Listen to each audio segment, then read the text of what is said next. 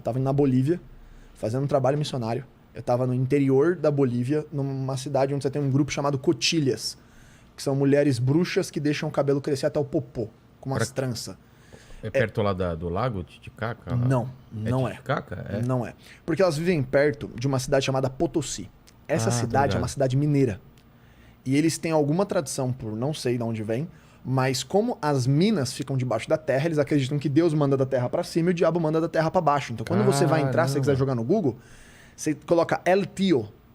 Tem uma estátua de um diabo com um pênis enorme ereto e eles ficam fazendo oferenda. Então eles colocam cachaça, alguns fazem sangue. Para não morrer, para não morrer na mina.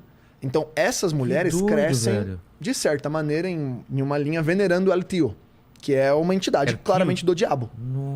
O tio, que é o diabo. É o diabo, é um cara de vermelho com chifres e com rabo, com tridente e o pênis pra fora. É uma imagem bem preocupante. E aí deve ser pesado muito, o clima lá, né? muito trash. Então, e tem várias lendas, né? Algumas, dependendo da mina, etc. Algumas mulheres fazem relações sexuais com a estátua. E, mano, você vai num lugar muito trash. E elas... Mas você sentiu esse clima? Não, é muito. Você muito. chegou a entrar nas minas? Não, a gente não entrou nas minas. A gente foi na casa dessas mulheres. Mas não pode entrar nas minas? Não, porque a cidade que a gente foi era uma cidade perto dessa que não tinha mina. Porque tinha um trabalho focado. Então, e era um clima muito trash.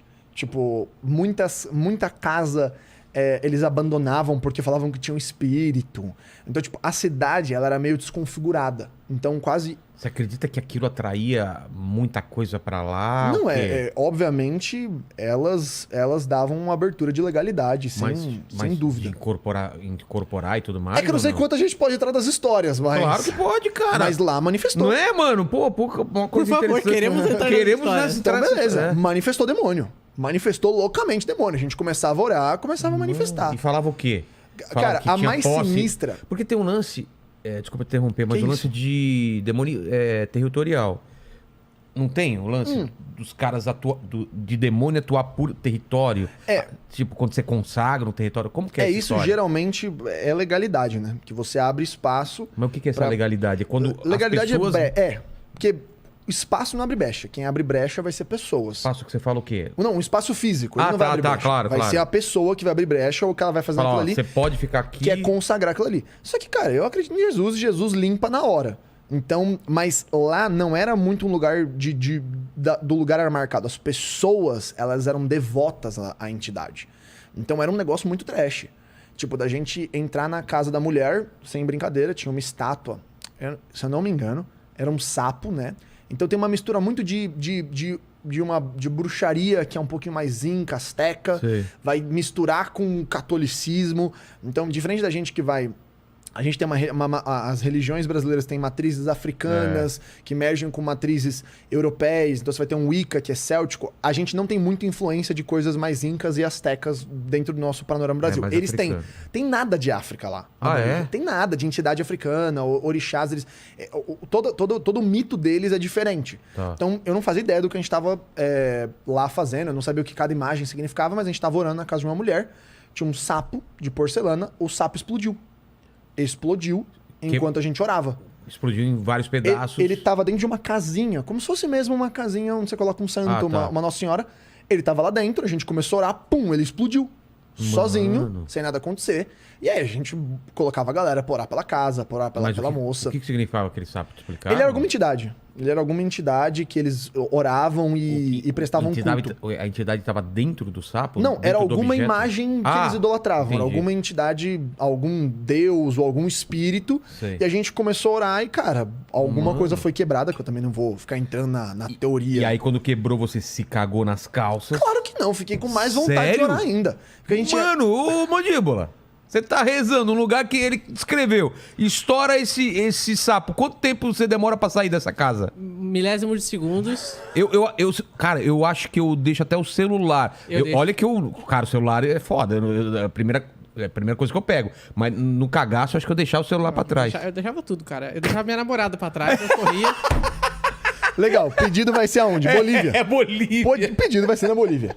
Mano, sério mesmo? Mas Dá cagaço, a galera que tava lá já era uma galera que tinha o mínimo de hábito, experiência a lidar com isso. Já tinha visto isso. Você não tava Porque a gente sozinho. sabia que era uma cidade muito, muito, muito trash. Vocês foram preparados pra uma batalha Não, espiritual. a gente sabia que o negócio espiritualmente ia ser pesado.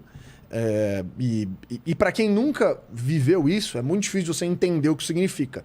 De, tipo, Eu te pergunto porque eu já vivi isso, por isso que eu te falo. Cara, você sentia mesmo no espírito que assim, cara, alguma coisa tá acontecendo. E não só nisso. Tipo uma opressão, né, É uma opressão muito pesada. Então, tipo, tinha muita gente que começou a sentir dor no corpo já em algumas horas lá. A gente tinha uma menina que ela era muito sensível espiritualmente, então ela toda vez que tinha tinha opressão no lugar, tinha uma manifestação de opressão que era demoníaca, ela começava a tossir muito. Então eu te levava ela como se fosse um termômetro. Então a gente começava a orar e mas ela tossia de começar a engasgar. E ela não tosse por nenhum outro motivo. Ela só tosse quando a gente começa a orar. Então, que é um negócio também muito particular, que a gente também não sabe porquê, mas a gente sabe que acontece. E ajudou a gente a entender muita coisa. E socialmente também, as cotilhas odiavam a gente. Que eram essas mulheres. Porque elas viam a gente. Bruxas. Elas viam a gente e elas começavam a xingar a gente. Eu levei várias bicas. Tipo, da gente tá orando assim, do nada ela te dá um socão. Caramba. Ela te empurrar, ela começar a te xingar. E elas falavam um idioma que não era espanhol. Então, pra gente conseguir pregar ou conversar com elas, tinha alguém que traduziu o nosso português pra espanhol e do espanhol pro idioma delas. Então era tipo uma fila. Caramba. Então, tipo assim, era eu conversando com a mulher e a tradutora da mulher e a minha tradutora. Porque o espanhol nosso não era tão bom assim pra gente desenrolar.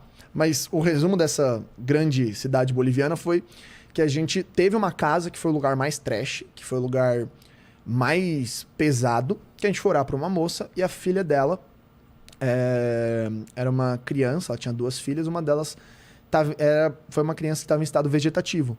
Então ela era uma criança que ela não falava, ela não via, ela ficava só deitada e ela tinha uma debilidade muito grande nos movimentos.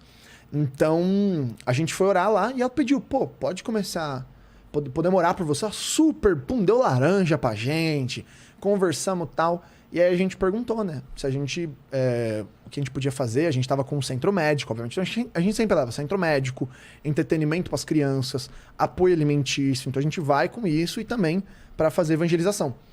E aí essa moça falou que queria uma oração. A gente falou, da hora, legal, vamos orar. E aí eu perguntei se eu podia orar pela filha dela, porque eu vi que ela era surda, ela era cega, e eu falei, cara, talvez o senhor faça alguma coisa aqui. Começamos a orar. Na hora que a gente começou a orar, de repente a atmosfera ficou muito pesada, uma opressão enorme. Aí eu olhei pro lado e falei, algo está acontecendo aqui, algo de errado não está certo. E nesse momento a mulher que estava sentada, ela caiu de joelho, ela começou a falar um idioma estranho, então ela começou a balbuciar, como se ela estivesse orando em outro idioma, e a filha dela começou a levitar. Mano. Fez assim, ó.